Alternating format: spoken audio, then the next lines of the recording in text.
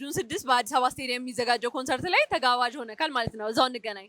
በአንድ ሺህ ብር ለ24 ሰዓት ብቻ የሚቆይ የመጀመሪያ ዙር ትኬቶች በአዋሽ ባንክና በአዋሽ ብር ፕሮ እየተሸጡ ይገኛሉ። ፈጥነው ትኬቱን ይቁረጡ። ሰላም እንዴት ነህ? አለሁ እግዚአብሔር ይመስገን። እንዴት ነሽ? ሆስታ ያለህ አይደለ? አለ። የምን ቲም ደጋፊ ነህ? እኔ የማንቸስተር ዩናይትድ።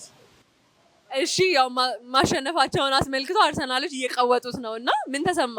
በጣም እየረበሹና ያርግላቸው፣ ለፍተዋል። ችግር ያርግላቸው። ምንም ምቀኝነት ምናምን የለብንም። ጁን 6 በአዲስ አበባ ስቴዲየም ለኳስ አፍቃሪያን የተዘጋጀ ኮንሰርት አለና እሱን አስመልክቶ አንዳንድ ጥያቄዎች ልጠይቅህ። ችግር ደስ ይለኛል። እሺ የመጀመሪያውም ጥያቄ የሚሆነው አርሰናል ከስንት ዓመት በኋላ ነው ዋንጫ ማንሳት የቻለው? አርሰናል ከ22 ዓመት በኋላ ነው ዋንጫ ማንሳት የቻለው። የሁላ ዓመት ምን ሰሩ እንደነበሩ አናውቅም። ያው በ22 ዓመታቸው። እሺ ሁለተኛው ጥያቄ ደግሞ አርሰናል ዋንጫ መብላቱን ያረጋገጠበት በየትኛው ጨዋታ ነው? የሲቲና በርንማውዝ አቻ ሲወጣ። እሺ ሁለቱንም መልሰዋል።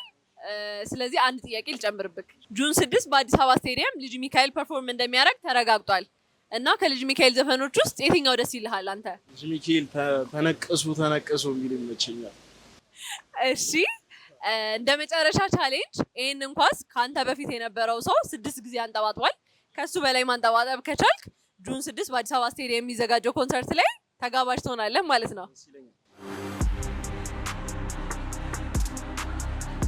እሺ ያው ሞክረሃል፣ ከዛ በላይ ማንጠባጠብ አልቻልክም፣ ግን ስለሞከርክ ጁን 6 በአዲስ አበባ ስቴዲየም የሚዘጋጀው ኮንሰርት ላይ ተጋባዥ ሆነካል ማለት ነው። እዛው እንገናኝ። እሺ አመሰግናለሁ።